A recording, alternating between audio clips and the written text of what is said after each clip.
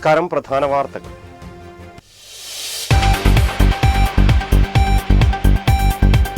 ചേർത്തല നഗരസഭാ ബസ് സ്റ്റാൻഡിലെ ശൌചാലയം നടത്തിപ്പ് ഹരിത കർമ്മസേനയ്ക്ക് കൈമാറുവാനുള്ള കൌൺസിൽ തീരുമാനത്തിനെതിരെ വിയോജിപ്പുമായി സിപിഐയുടെ തീരുമാനം നല്ല നടപടിയല്ലെന്ന് നഗരസഭാ ചെയർപേഴ്സൺ ഷേർലി ഭാർഗവൻ.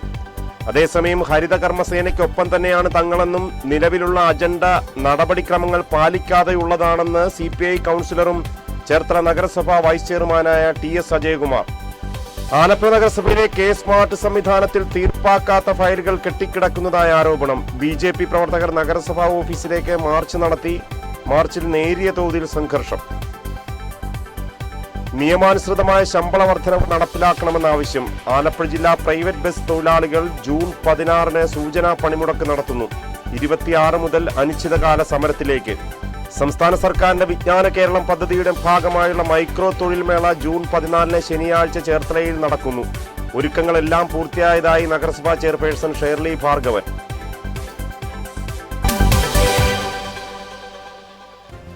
വിശദാംശങ്ങൾ. ചേർത്തല നഗരസഭാ ബസ് സ്റ്റാൻഡിലെ ശൌചാലയം നടത്തിപ്പ് ഹരിത കർമ്മസേനയ്ക്ക് കൈമാറുവാനുള്ള കൌൺസിൽ തീരുമാനത്തിനെതിരെ വിയോജിപ്പുമായി CPI രംഗത്ത്.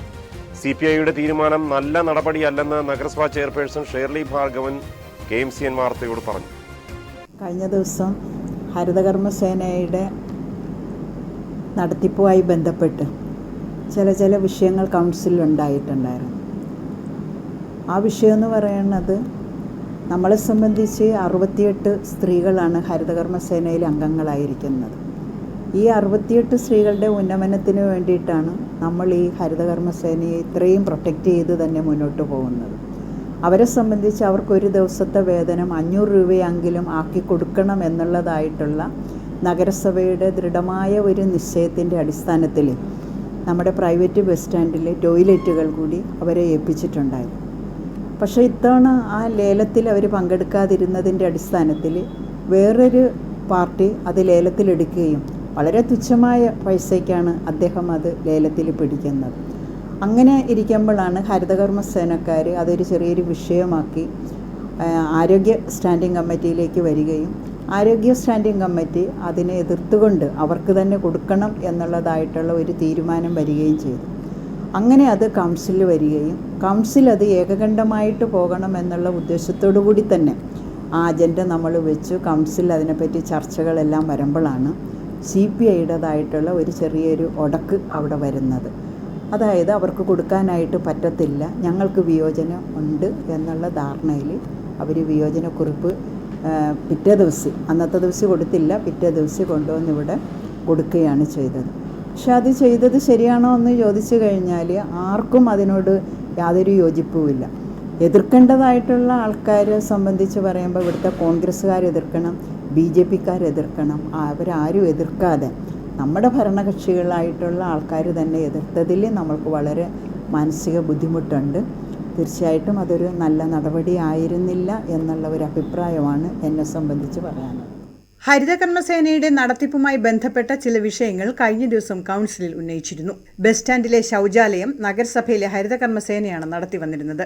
68 അംഗങ്ങളുള്ള സേനയ്ക്ക് 500 രൂപയെങ്കിലും വേതനമായി ലഭിക്കുന്ന സംരംഭമായതിനാലാണ് കൗൺസിൽ ഇതിന് അനുമതി നൽകിയത്. പുതിയ സാമ്പത്തിക വർഷം ശൌചാലയം നടത്തിപ്പിന് കരാർ വിളിച്ചപ്പോൾ കരാറുകാരൻ ചെറിയ തുകയാണ് ഏറ്റെടുത്തത്. ഇത് ഹരിത കർമ്മസേനക്കാർക്ക് വിഷയമായതിനെ തുടർന്ന് ഏറ്റെടുത്ത കരാറുകാരൻ പിന്മാറി. ഇതിനെ തുടർന്നാണ് ആരോഗ്യ സ്റ്റാൻഡിംഗ് കമ്മിറ്റി ഹരിത കർമ്മസേനയ്ക്ക് കൈമാറാൻ നടപടിയെടുത്തത്. വിഷയം കൗൺസിലിൽ എത്തിയപ്പോഴാണ് CPI കൗൺസിലർമാർ എതിർപ്പുമായി രംഗത്തെത്തിയത്. CPI കൗൺസിലർമാരുടെ നടപടി ഒട്ടും ശരിയായില്ലെന്ന് നഗരസഭാ ചെയർപേഴ്സൺ KMCN വാർത്തയോട് പറഞ്ഞു. വേലി തന്നെ വിളവ് തിന്നാൻ തുടങ്ങിയാലോ. News desk KMCN. അതേസമയം ഹരിത കർമ്മസേനയ്ക്കൊപ്പം തന്നെയാണ് തങ്ങളെന്നും നിലവിലുള്ള അജണ്ട നടപടിക്രമങ്ങൾ പാലിക്കാതെയുള്ളതാണെന്നും CPI കൗൺസിലറും ചേർത്തല നഗരസഭാ വൈസ് ചെയർമാനുമായ TS അജയകുമാർ പ്രതികരിച്ചു. ചേർത്തല നഗരസഭയുടെ പ്രൈവറ്റ് ബസ് സ്റ്റാൻഡിലെ പൊതു ശൗചാലയം ലേലം ചെയ്തതുമായി ബന്ധപ്പെട്ട് കഴിഞ്ഞ ദിവസം നഗരസഭയിൽ വന്ന ഒരു അജണ്ട, അത് നിലവിലുള്ള കരാറുകാരൻ ഒഴിഞ്ഞിട്ട് അത് ഹരിതകർമ്മസേനയ്ക്ക് കൊടുക്കണം എന്ന ഒരു അജണ്ടയായിരുന്നു. ഹരിതകർമ്മസേനയ്ക്ക് കൊടുക്കണമെന്ന് തന്നെയാണ് CPIയുടെയും ഞങ്ങളുടെയും എല്ലാം ആഗ്രഹം. എന്നാൽ അത്തരത്തിൽ ഒരു തീരുമാനമെടുക്കുമ്പോൾ അത് നഗരസഭയുടെ ലേല വ്യവസ്ഥകൾക്കും ചട്ടങ്ങൾക്കും വിധേയമായി നടപടിക്രമങ്ങൾ പാലിച്ച് ചെയ്യണമെന്ന അഭിപ്രായമാണ് CPI അവിടെ പറഞ്ഞത്. കാരണം ഇതൊരു ധനകാര്യ ഇടപാടുകളാണ്. അപ്പോൾ അതിനകത്ത് പ്രത്യേക ചട്ടത്തിലും ലേലാവസ്ഥയിലും പറഞ്ഞിരിക്കുന്നത് പോലെ നഗരസഭയ്ക്ക് നഷ്ടമില്ലാത്ത രീതിയിൽ അത് കൈകാര്യം ചെയ്യണമെന്ന അഭിപ്രായമാണ് CPI പറഞ്ഞത്. ഒരിക്കലും ഹരിതകർമ്മസേനയെ അത്തരൊരു കാര്യത്തിൽ ഏർപ്പെടുത്തരുതെന്നുള്ളൊരു അഭിപ്രായം നമുക്കില്ല. ഹരിതകർമ്മസേന കേരളത്തിലെ മാലിന്യ നിർമ്മാർജ്ജന മേഖലയിൽ നമ്മുടെ എല്ലാം ഒരു കരുത്തായി നിൽക്കുന്ന ഒരു വിഭാഗമാണ്. അപ്പോൾ അവർക്ക് വരുമാനം കിട്ടുന്ന ഏത് മാർഗ്ഗങ്ങളും നിയമത്തിന് വിധേയമായി ചെയ്തു കൊടുക്കണം, അവർക്കെല്ലാം സപ്പോർട്ടും ചെയ്യണമെന്ന് തന്നെയാണ് CPIയുടെ അഭിപ്രായം. നിലവിൽ വന്ന അജണ്ട മാനദണ്ഡങ്ങൾ പാലിക്കാതെ ആരോഗ്യ സ്റ്റാൻഡിംഗ് കമ്മിറ്റിയുടെ ഒരു നിർദ്ദേശമായി വന്നപ്പോഴാണ് നമുക്കതിനെ ആ നടപടിക്രമങ്ങളെയാണ് നമ്മൾ എതിർത്തത്. അവർക്ക് നടപടിക്രമങ്ങൾ പാലിച്ചുകൊണ്ട് അവരുടെ പേരിലേക്ക് കൊടുക്കണമെന്ന് തന്നെയാണ് CPIയുടെ ഇന്നത്തെയും നിലപാട്. ചേർത്തല നഗരസഭ ബസ് സ്റ്റാൻഡ് ശൗചാലയം നടത്തിപ്പുമായി ബന്ധപ്പെട്ട സംഭവം നിയമത്തിനും ചട്ടത്തിനുമപ്പുറം മനുഷ്യത്വപരമായ കാര്യങ്ങൾക്കാണ് കോൺഗ്രസ് പാർട്ടി മുൻതൂക്കം നൽകുന്നതെന്ന് നഗരസഭാ പ്രതിപക്ഷ നേതാവ് അഡ്വക്കേറ്റ് P. ഉണ്ണികൃഷ്ണൻ പറഞ്ഞു. ഹരിതകർമ്മസേന അംഗങ്ങൾ നമ്മുടെ നഗരത്തിലെ വീടുകളിലും കടകളിലും ഒക്കെ പ്ലാസ്റ്റിക് കളക്ട് ചെയ്ത് നമ്മുടെ നഗരത്തെ ശുചീകരിക്കുന്നൊരു ഭാഗമാണ്. അവർക്ക് മാസം കൊടുക്കുവാനുള്ള പണം ഇതിൽ നിന്ന് കളക്ട് ചെയ്യുന്നതിൽ നിന്ന് ലഭിക്കുന്നില്ല എന്ന സാഹചര്യം വന്നപ്പോഴാണ് ഈ ശുചിമുറി ഇവരെ ഏൽപ്പിക്കുവാനുള്ള തീരുമാനത്തോട് എത്തിച്ചേർന്നത്. കോൺഗ്രസ് പാർട്ടി എന്നും മനുഷ്യത്വപരമായ തീരുമാനത്തിനോടൊപ്പം നിൽക്കുന്നതാണ്. നിയമമോ ചട്ടമോ അതൊക്കെ അതിനപ്പുറം മനുഷ്യത്വപരമായ ഒരു സമീപനമാണ് ഈ കാര്യത്തിൽ കോൺഗ്രസ് പാർട്ടി തീരുമാനിച്ചത്. അതാണ് ശുചിമുറി കൈമാറ്റം ചെയ്യുന്നതിൽ കോൺഗ്രസ് പാർട്ടി അനുകൂലമായിട്ട് വന്നത്. ഞാനിപ്പോൾ ഈ സമയത്ത് അങ്ങനെ ഒരു കൈമാറ്റത്തിന് സമ്മതിച്ച ആ വർക്ക് ഏറ്റെടുത്ത ആ വ്യക്തിയെ കൂടി അഭിനന്ദിക്കുകയാണ്, അവരെ ഹരിതകർമ്മസേന അംഗങ്ങളെ സമീപിച്ചത്. എല്ലാ പാർട്ടികളും നിയമത്തിനും ചട്ടത്തിനൊക്കെ അപ്പുറം മനുഷ്യത്വപരമായ ഒരു മുൻഗണന എല്ലാ കാര്യത്തിനും നൽകിയാൽ നമ്മുടെ സമൂഹം വളരെയേറെ മുന്നോട്ട് പോകും. ആലപ്പുഴ നഗരസഭയിലെ K-സ്മാർട്ട് സംവിധാനത്തിൽ തീർപ്പാക്കാത്ത ഫയലുകൾ കെട്ടിക്കിടക്കുന്നതായ ആരോപണം. BJP പ്രവർത്തകർ നഗരസഭാ ഓഫീസിലേക്ക് മാർച്ച് നടത്തി. മാർച്ചിൽ നേരിയ തോതിൽ സംഘർഷമുണ്ടായി.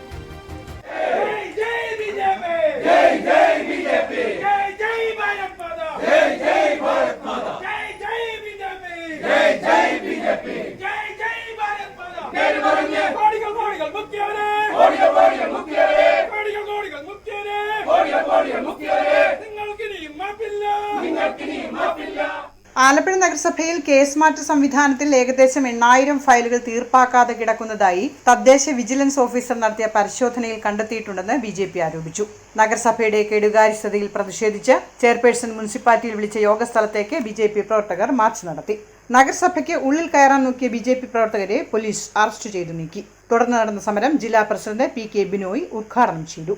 യാതൊരുവിധ നടപടിയും സ്വീകരിക്കുന്നില്ല. ഇത്തരം പ്രശ്നങ്ങൾ പരിഹരിക്കുവാൻ ഒരു നടപടിയും സ്വീകരിക്കാത്തത് കൊണ്ടാണ് വിജിലൻസ് എൻക്വയറിയുടെ അടിസ്ഥാനത്തിൽ അത് പരിഹരിക്കാനുള്ള ശ്രമം എന്നുള്ള വ്യാജേന ഇന്ന് നഗരസഭാ അധ്യക്ഷ ഏതാണ്ട് 12ഓളം ഡിപ്പാർട്ട്മെന്റുകളുടെ ജീവനക്കാരുടെ യോഗം വിളിച്ചു കൂട്ടിയിട്ടുള്ളത്.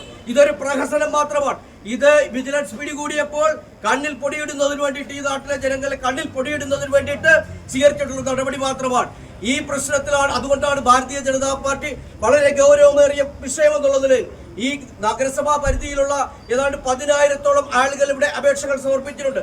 അവരുടെ പ്രശ്നങ്ങളിൽ അടിയന്തരമായ പരിഹാരം എന്ന പോലെ അടിയന്തരമായിട്ട് അതിന് ശാശ്വതമായ പരിഹാരം ഉണ്ടാക്കണമെന്നാണ് ഭാരതീയ ജനതാ പാർട്ടി ആവശ്യപ്പെടുന്നത്. ഇതൊരു തുടക്കം മാത്രമാണ്. ഈ സമരത്തിന്റെ ഇതൊരു തുടക്കം മാത്രമാണ്. ഇത്തരം ജനകീയ പ്രശ്നങ്ങൾ അടിയന്തരമായി പരിഹരിച്ചില്ലെന്നുണ്ടെങ്കിൽ ഭാരതീയ ജനതാ പാർട്ടി അതിനു വേണ്ടിയിട്ട് ഒരു സമയം കുറിക്കുകയാണ് ഇപ്പോൾ.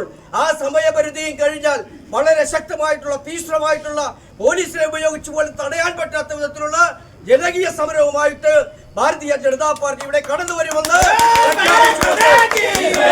നിരവധി പ്രവർത്തകർ മാർച്ചിലും പ്രതിഷേധത്തിലും പങ്കെടുത്തു.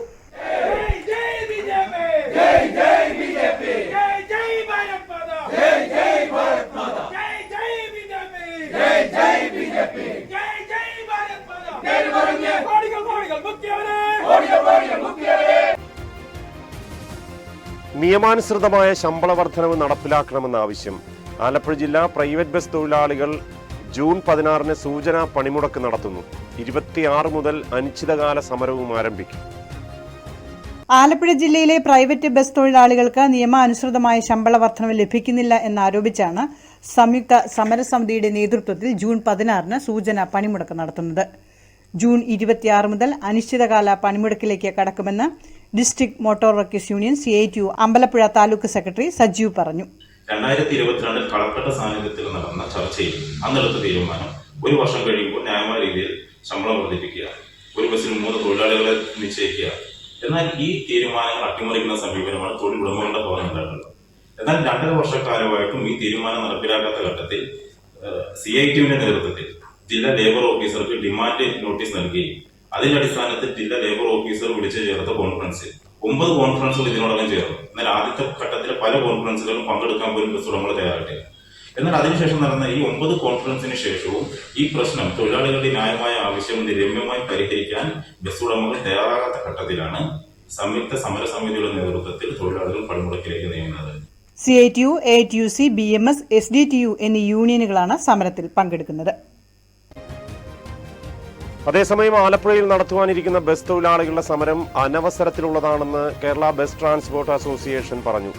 ശമ്പള വർധനവ് ആവശ്യപ്പെടുവാൻ പാകത്തിലുള്ള ഒരു സഹായവും കേന്ദ്ര സംസ്ഥാന സർക്കാരുകളിൽ നിന്നും ഉണ്ടായിട്ടില്ലെന്നും KBTA ഭാരവാഹികൾ പറഞ്ഞു.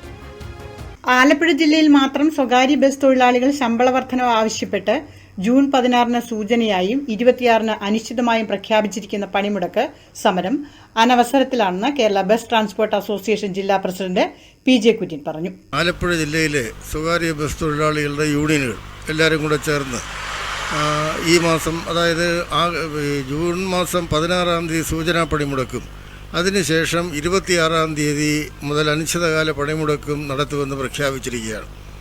ഇങ്ങനെ ഈ പണിമുടക്ക് അനവസരത്തിലാണ് എന്നുള്ളതാണ് KBTAയുടെ അഭിപ്രായം.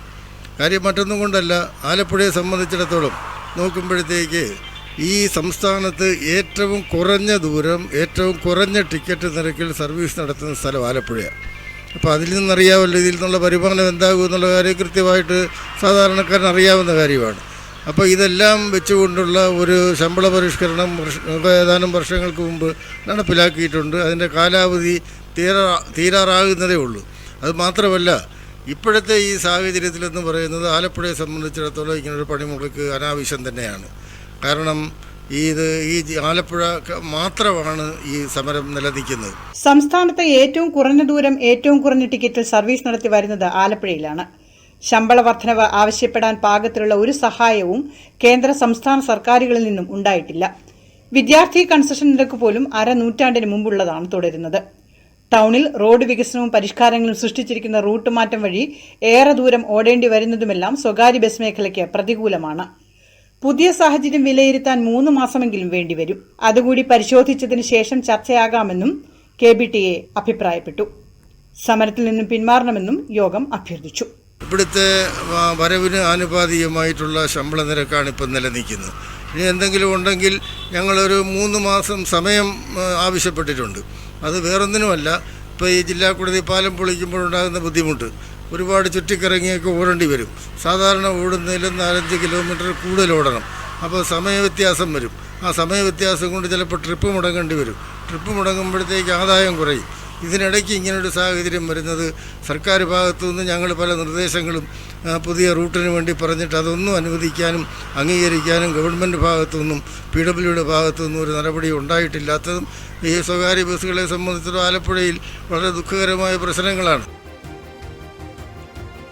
സംസ്ഥാന സർക്കാരിന്റെ വിജ്ഞാന കേരളം പദ്ധതിയുടെ ഭാഗമായുള്ള മൈക്രോ തൊഴിൽ മേള ജൂൺ 14 ശനിയാഴ്ച ചേർത്തലയിൽ നടക്കുന്നു. ഒരുക്കങ്ങളെല്ലാം പൂർത്തിയായതായി നഗരസഭാ ചെയർപേഴ്സൺ ഷേർലി ഭാർഗവൻ പറഞ്ഞു. നമ്മുടെ തൊഴിൽമേള ജോബ് എന്ന് വേണം നമുക്ക് പറയാം. അത് നമ്മുടെ ബോയ്സ് സ്കൂളിൽ ഈ മാസം 14 തീയതി രാവിലെ 9:30 തൊട്ട് നടക്കുകയാണ്. ഒരുപാട് വിദ്യാർത്ഥിനികൾ വളരെ നല്ല രീതിയിൽ വിദ്യാഭ്യാസം നടത്തി മുന്നോട്ട് പോയിക്കൊണ്ടിരിക്കുന്നതായിട്ടുള്ള ഈ ഒരു കാലഘട്ടത്തിൽ തൊഴിലില്ലാതെ ഇരിക്കുന്നതായിട്ടുള്ള ഒരു വിഭാഗം ആൾക്കാരുള്ളതിൻ്റെ അടിസ്ഥാനത്തിലാണ് ഗവൺമെൻറ്റിൻ്റെ തന്നെ നേതൃത്വത്തിൽ കഴിഞ്ഞ ഫെബ്രുവരിയിൽ നമ്മൾക്കറിയാം നമ്മുടെ ആലപ്പുഴയിൽ ഇതുമായി ബന്ധപ്പെട്ട് തൊഴിൽമേള നടത്തിയിട്ടുണ്ടായിരുന്നു. അതിൻ്റെ ഒരു വിജയം, നല്ലൊരു വിജയമായതിൻ്റെ അടിസ്ഥാനത്തിലാണ് ചേർത്തല നഗരസഭയിൽ ഇതുപോലെ ഒരു പരിപാടി നടത്താം എന്നുള്ളതായിട്ടുള്ള ഉദ്ദേശമുണ്ടായത്. ചേർത്തല നഗരസഭയും അതുപോലെ തന്നെ സമീപവാസികളായിട്ടുള്ള പഞ്ചായത്തും കൂടിക്കൊണ്ടാണ് ഈ തൊഴിൽമേള നടക്കുന്നത്. വളരെ നല്ല അതായിട്ടുള്ള ഒരു തൊഴിൽമേളയുടെ പരിപാടിയുടെ എല്ലാവിധ ഒരുക്കങ്ങളും നമ്മൾ ബോയ്സ് സ്കൂളിൽ ഒരുങ്ങിക്കഴിഞ്ഞു. ഈ മാസം 14 തീയതി നമ്മൾ അതിൻ്റേതായിട്ടുള്ള കാര്യങ്ങൾ നടത്തപ്പെടും. ജില്ലാ തലത്തിൽ നടന്ന മെഗാ തൊഴിൽ മേളകളുടെ തുടർച്ചയായാണ് മൈക്രോ തൊഴിൽ മേള നടത്തുന്നത്. കൂടുതൽ ആളുകൾക്ക് കൂടുതൽ തൊഴിലവസരങ്ങൾ ലഭ്യമാക്കുന്നതിനാണ് പ്രാദേശികമായി മൈക്രോ തൊഴിൽ മേള നടക്കുന്നത്. തൈക്കാശ്ശേരി, പട്ടണക്കാട് എന്നീ ബ്ലോക്കുകളും ചേർത്തല നഗരസഭയും ചേർന്നുള്ള ക്ലസ്റ്ററിലാണ് തൊഴിൽമേള സംഘടിപ്പിക്കുന്നത്. തൊഴിൽമേളയിൽ 20 സ്ഥാപനങ്ങൾ പങ്കെടുക്കും. 2000 പേർക്ക് തൊഴിലവസരങ്ങൾ ഉറപ്പാക്കുവാൻ കഴിയും. ജൂൺ 14 രാവിലെ 9:30 മുതൽ Cherthala government boys higher secondary സ്കൂളിലാണ് മൈക്രോ തൊഴിൽമേള നടക്കുന്നത്. വിശാഖപട്ടണം സ്റ്റീൽ പ്ലാന്റ് സമരത്തിന് ഐക്യദാർഢ്യം പ്രഖ്യാപിച്ച് AITUC നേതൃത്വത്തിൽ ആലപ്പുഴയിൽ BSNL ഓഫീസിന് മുന്നിൽ ധർണ നടത്തി. പൊതുമേഖലാ സംരക്ഷണ ദിനമായി ആചരിച്ച് നടത്തിയ ധർണ AITUC സംസ്ഥാന ജനറൽ സെക്രട്ടറി KP രാജേന്ദ്രൻ ഉദ്ഘാടനം ചെയ്തു. ഒരു പ്രതിഷേധം നമ്മൾ പ്രകടിപ്പിക്കുന്നതും വലിയ സമരം നടന്നുവരുന്ന വിശാഖപട്ടണത്തുള്ള സ്റ്റീൽ പ്ലാന്റ് പൊതുമേഖലാ സ്ഥാപനമായ ഇന്ത്യയിലെ ഏറ്റവും വലിയ പൊതുമേഖലാ സ്ഥാപനം, കൂടുതൽ തൊഴിലാളികൾ പണിയെടുക്കുന്ന ഏറ്റവും വലിയ സമ്പത്തുള്ള പൊതുമേഖലാ സ്ഥാപനമാണ് വിശാഖപട്ടണത്തുള്ള സ്റ്റീൽ പ്ലാന്റ്. അപ്പോൾ ആ സ്റ്റീൽ പ്ലാന്റിലെ തൊഴിലാളികൾ 2000 മുതൽ സ്വകാര്യവൽക്കരണത്തിനും വിറ്റഴിക്കുന്നതിനുമെതിരായി അതിശക്തമായ സമരം നടത്തി വരികയാണ്. ആ സമരത്തിനോടുള്ള ഐക്യദാർഢ്യം പ്രകടിപ്പിച്ചുകൊണ്ടാണ് ഇന്ന് ദേശീയാടിസ്ഥാനത്തിൽ പൊതുമേഖലാ സംരക്ഷണ ദിനമായി ആചരിക്കണം എന്ന് AITUCയുടെ Jaipur national council general council തീരുമാനിച്ചു.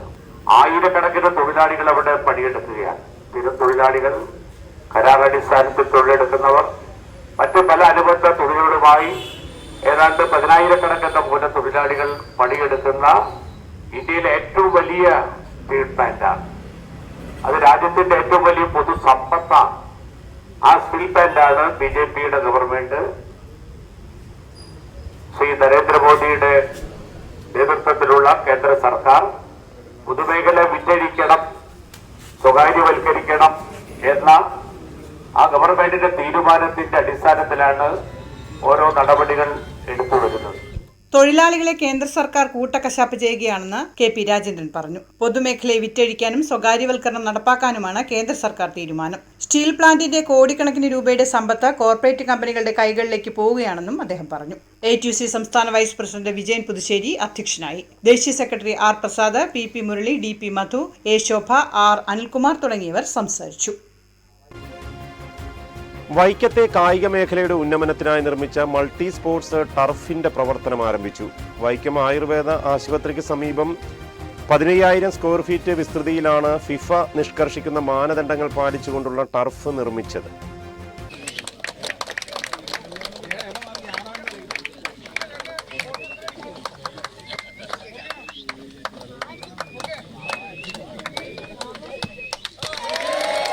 ഒരേ സമയം 2 സെറ്റ് 5സിന്റെയും 7സിന്റെയും ഫുട്ബോൾ കളിക്കാനും ക്രിക്കറ്റ്, നെറ്റ് പ്രാക്ടീസ് തുടങ്ങിയവയ്ക്കും ടർഫിൽ സൗകര്യമുണ്ട്. 24 മണിക്കൂറും ഉപയോഗിക്കാവുന്നതും 10,000 വാട്ട്സ് ലൈറ്റും ജനറേറ്റർ സൗകര്യവും ഉൾപ്പെടെ ഇവിടെ സജ്ജീകരിച്ചിട്ടുണ്ട്. കോട്ടയം ജില്ലകളിലെ ഏറ്റവും വലിയ ടർഫുകളിൽ ഒന്നാണിത്. CK ആശ MLAയുടെ അധ്യക്ഷതയിൽ നടന്ന യോഗത്തിൽ സ്പോർട്സ് കമന്റേറ്ററും മാധ്യമപ്രവർത്തകനുമായ ഷൈജു ദാമോദരൻ പന്തടിച്ച് ടർഫിന്റെ പ്രവർത്തന ഉദ്ഘാടനം നിർവഹിച്ചു. സഞ്ജു സാംസനെ പോലെ, ടിനുവിനെ പോലെ, ശ്രീശാന്തിനെ പോലെ, IM വിജയനെ പോലെ, ജോപ്പോൾ അഞ്ചേരിയെ പോലെ, പാപ്പച്ചനെ പോലെ നിങ്ങളുടെ പേരും കേരളം ആവർത്തിച്ച് ഉരുവിടണമെങ്കിൽ യു ഹാവ് ടു വിൻ. നിങ്ങൾ ജയിച്ചുകൊണ്ടേയിരിക്കുക.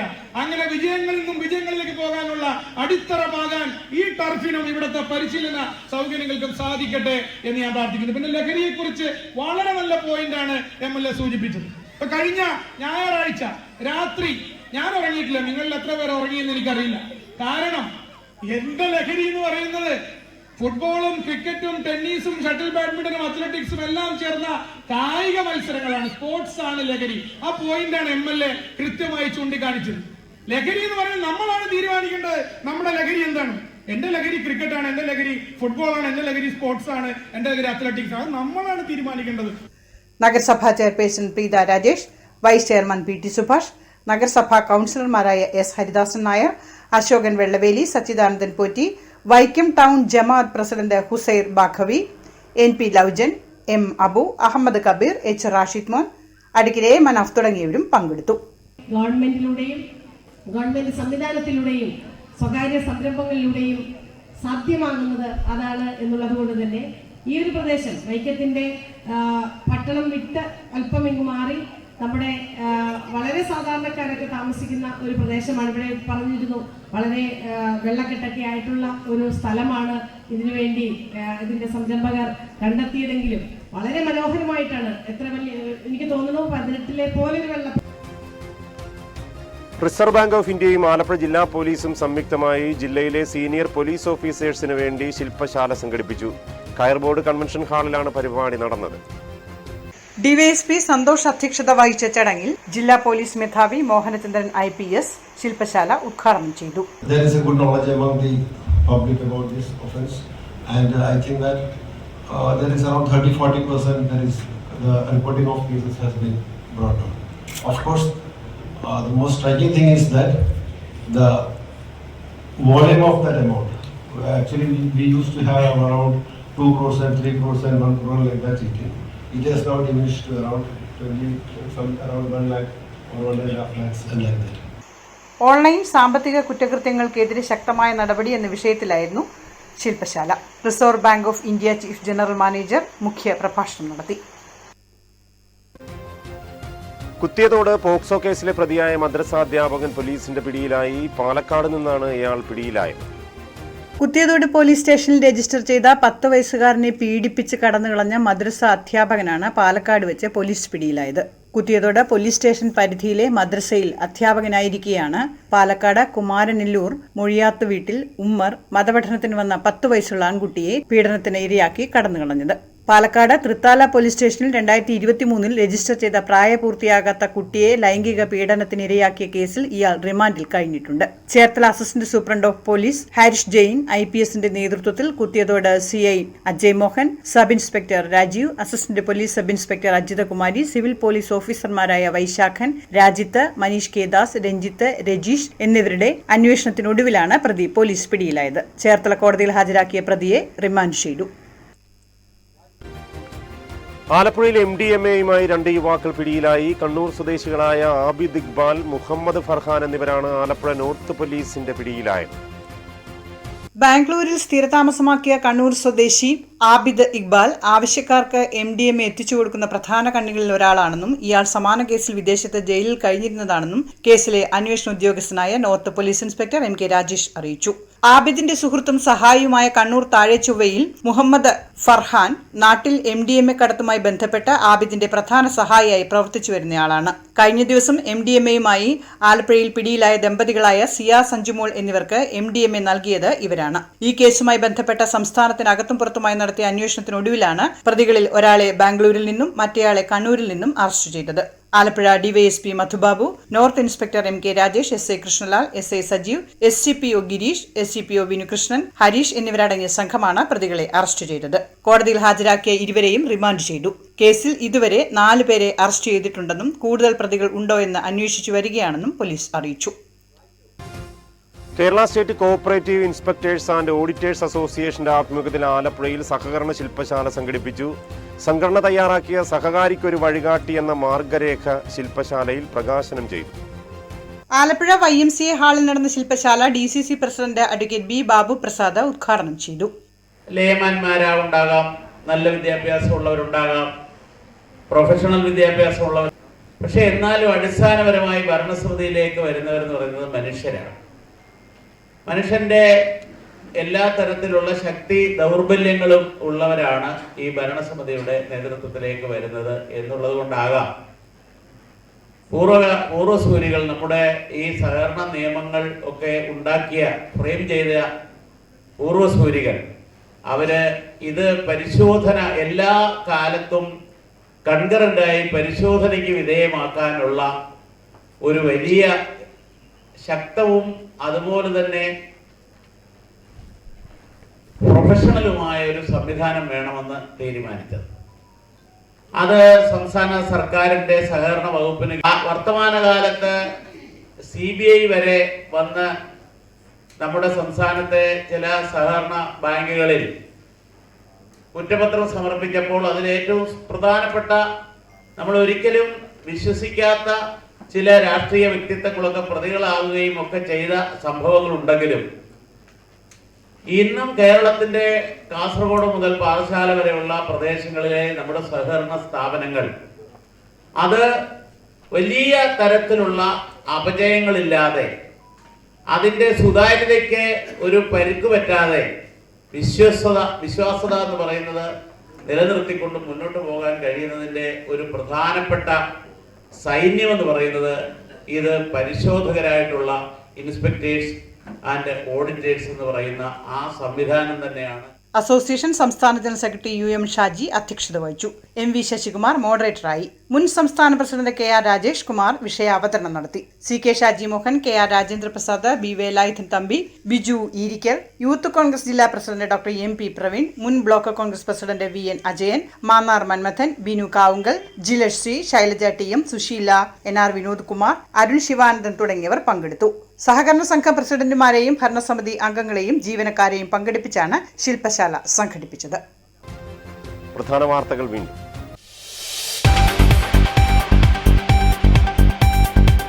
ചേർത്തല നഗരസഭാ ബസ് സ്റ്റാൻഡിലെ ശൗചാലയം നടത്തിപ്പ് ഹരിത കർമ്മസേനയ്ക്ക് കൈമാറുവാനുള്ള കൗൺസിൽ തീരുമാനത്തിനെതിരെ വിയോജിപ്പുമായി CPI-യുടെ തീരുമാനം നല്ല നടപടിയല്ലെന്ന് നഗരസഭാ ചെയർപേഴ്സൺ ഷേർലി ഭാർഗവൻ.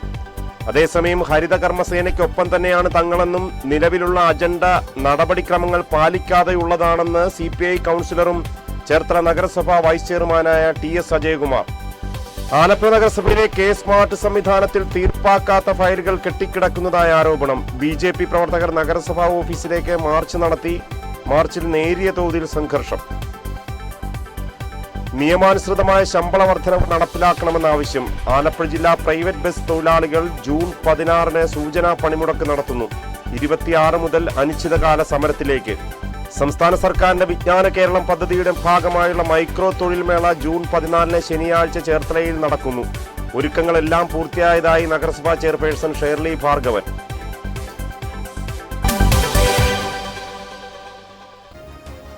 ഇതോടെ വാർത്തകൾ സമാപിക്കുന്നു. നമസ്കാരം.